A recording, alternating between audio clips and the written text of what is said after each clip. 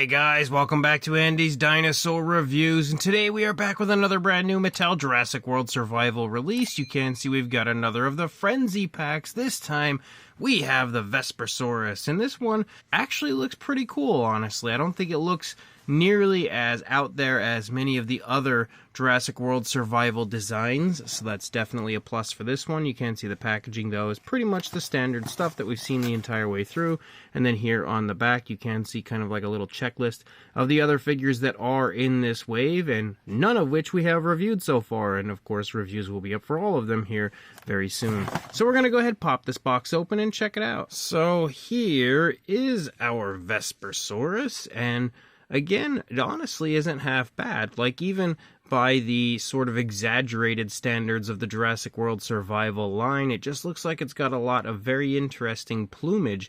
And, you know, whenever we get a Mattel dinosaur with feathers, I'm not complaining. So that's definitely a good thing for this one. If you start here in the head sculpt, you can see the head sculpt looks pretty good, but one thing I instantly am not a big fan of is the fact that there is no black pupil. The pupil that we see there is basically the reddish tone of the face.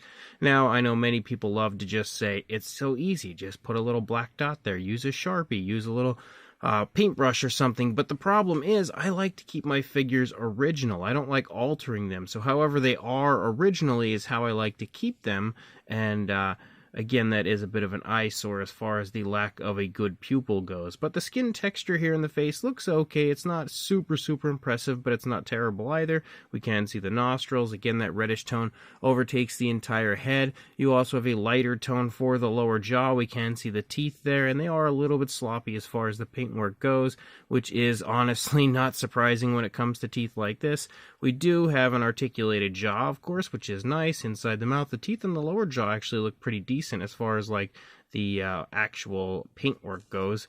Doesn't look too bad, not too sloppy. We do have a purplish tone for the tongue on the inside of the mouth, and no coloration on the upper side of the inside of the mouth, but a pretty nice textured tongue there, as well as a nice gloss coat for that area. So that's nice for the figure.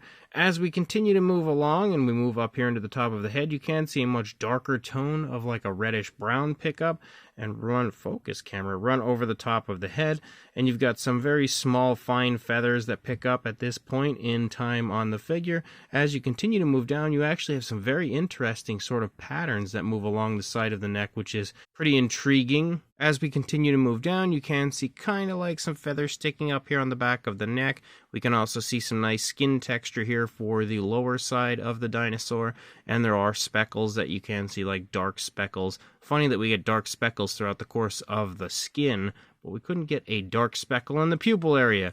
But as we move down, again, some skin wrinkles and folds and stuff as you lead toward the bottom of the neck. You've got more feathers up there on the top. You do have neck articulation that just goes straight up and down. No swivels, no left or right, nothing like that, but just up and down, and it works pretty nicely. Now, as we move into this area, here's where we pick up some pretty interesting feather detail. As you can see, we have a massive kind of fluff of feathers up here on the back of the dinosaur, and I don't know if maybe that's like their area of this being kind of like a mutated version or whatever it is that they're going for with the survival line, but I don't think it's anything that's, you know, out of the realm of possibility to kind of have just like some super fluffy feathers. It almost makes it look like it has more so like a hump up there, but at the same time you can look at it as just being really scruffed up feathers up there on the back of the dinosaur. It looks okay. The detail of the feathers themselves, not really all that impressive. You can see when you get nice and close that when it comes to actual fine detail on the feathers, there really isn't much of anything going on, but the feathers themselves look alright. As you move down here into the arm, we can see skin texture leading down through the arm with feathers leading off. Again, I wish Mattel would just kind of, when they make feathered dinosaurs, just focus on them being mostly feathered the entire way through. We don't need to do this constant mixture of skin texture and feathers where it looks like the dinosaur has almost like a disease and, you know, it's missing feathers all over the place. Like the Utah Raptor, it was a fully feathered dinosaur Mattel made, and it is absolutely gorgeous. But when it comes to this one, again, it's pretty much what we usually see from Mattel, like we saw with the Achillibator, where they just have like missing feathers all over the place. The arm looks pretty decent as far as the skin texture, as well as the musculature and everything. You've got the claws there at the end of the hand, which also look pretty decent. Unpainted, of course, but decent looking. The feathers leading off of the back of the arm also look okay, but again, no real fine detail. You do have the rib cage here showing in the stomach region. You can also see the skin texture actually looks really nice in the stomach. I think it looks great in that area. We can see the light tone for that area, of course, with some more of the speckles. And as you move up, you see that reddish brown sort of tone kind of creep back in fairly smoothly as far as that transition goes. And then as you lead out, you see that big scruffy area of feathers kind of end right here in the back before the feathers continue on out into the tail, but they're not quite as scruffy, and they also have a bit of a different tone of color because that lighter tone of the underside kind of creeps up here into the top of the dinosaur. But also you have arm articulation forward and back. You also have leg articulation forward and back, pretty much the standard stuff. As you move down into the thigh, you can see again we start out with some feathers up here on the top, but as we move down, we transition away from the feathers back into a skin texture. Interesting to see the feathers actually lead down over the calf muscle, but once you hit like the shin, the feathers are pretty much gone. As you move into the foot sculpt as well looks decent. You've got some scoots down the toes, a fairly bird-like foot sculpt, as well as some nice detail within the actual claws, which is definitely a plus, and you do have dew claws and everything. Of course, no nail paint at all on the figure, but that's just the way it works usually with Mattel. And then we move back up again. You can see the feathers are pretty much all over the place at this point, even leading down here almost into the underside of the dinosaur. And as you lead out into the tail, you have a little bit of a curve. You can see the feathers lead out, but then they taper off as you lead out through the rest of the tail. Here we have basically a skin texture at that point, and you do have a swivel tail, which is pretty much, again, the standard when it comes to these type of figures. The detail on the underside also looks pretty nice and fairly crisp when it comes to the skin texture. They definitely did a good job overall when it comes to that. There is the fax app code if you would like to add that to your collection. Right there. And then when we move over to the other side, of course, for the most part, it's going to look pretty much the same from one side to the other, because the only real difference would be the positioning of the leg, which is now leading as opposed to trailing, like we saw on the other side. And then, of course, you have the curve of the tail, which might look slightly different from one side to the other. There's also a little bit of sloppiness when it comes to the paintwork here on mine, as some of the paint of the teeth has kind of ended up there, but the teeth as a whole are pretty sloppily painted.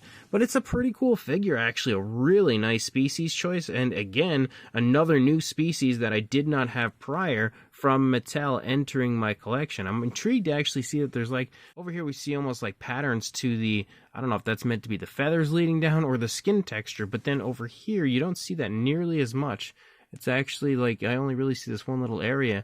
Other than that, it's like almost more natural as far as the way that that area kind of blends back in with the skin. So that's interesting as well. But it is a pretty cool figure, I will say that. Apparently it doesn't have the best balance though, because it just fell over as soon as I tried to stand it up. But as far as a size goes, for a length in the position it's in, I guess we could technically put the head down a little more and try to get some maximum length. You were looking at about 8 inches or 20 centimeters, and I knocked it over again.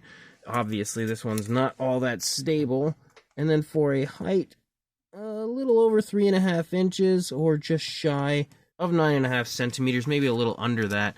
But for a size comparison, there is Mr. Papo T-Rex, the Attack Pack Dilophosaurus, Robert Muldoon, and the Collect Day Human Being next to our Vespersaurus. And you can see, again, it's pretty much the standard size range when it comes to, you know, attack packs, danger packs, or even strike attack type figures. And here is one more comparison, this time with a Mattel Velociraptor. And as you can see, these two aren't all that far off when it comes to a size. Pretty similar overall, which should give you, again, a very good idea of the size of this release. So this brand new Mattel Jurassic World Survival Frenzy Pack Vespersaurus is a pretty cool figure, and I actually think one of my favorites in the line so far, mostly just because it's not super exaggerated with its design. You know, some of the designs in this line have been absolute insanity, like the Gorgosaurus and even the Thagomizers and the Stegosaurus, although the majority of the Stego was okay.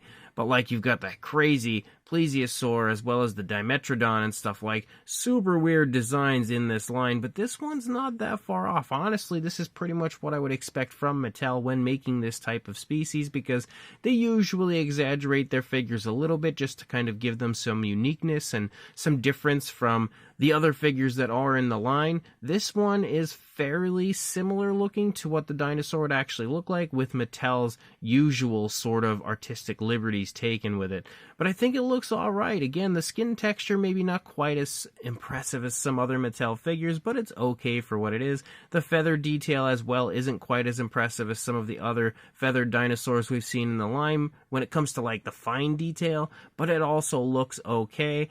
Like I said earlier, though, I would prefer they just kind of give us either feathered dinosaurs or scaly dinosaurs, and this weird mixture of feathers kind of like with very big gaps of skin texture is sort of weird, and I feel like once I actually get a hold of a few of these to repaint, I think it's going to end up looking a little bit awkward because it's going to have those sort of naked areas. But again, at the same time, it gives Mattel their chance to really shine when it comes to the skin texture aspect, because their skin texture looks phenomenal on this figure as well. The standard articulation applies to this one. Nothing really all that new or fascinating as far as that goes. You've just got a few different points of articulation, making it somewhat posable. And then you also have, of course, some decent paintwork. And I think the paintwork actually looks pretty nice on this one. Of course, painted claws would have been a good thing, but for the most part, I feel like it has a decent paint job. Nothing overly flashy, but fairly natural overall. And it does kind of look like it has color from head to tail in a way, because like that light tone at the end of the tail, I like that it runs the entire way through the underside, so it is pretty nice with the way that they've painted that. And again, overall, it's a fairly appealing looking figure, and probably one of the nicer ones from this line so far. So if you are interested, my suggestion is to head to Target, because that's where I found this one, and that's where many people are finding theirs. So check Target. Seems like Walmart hasn't been getting any of the survival stuff quite yet, but hopefully soon. But Target is definitely key here for this one right now. So check your local Target, grab it if you want it, and like, comment, and subscribe, and I will see you in the next review. Thanks for watching.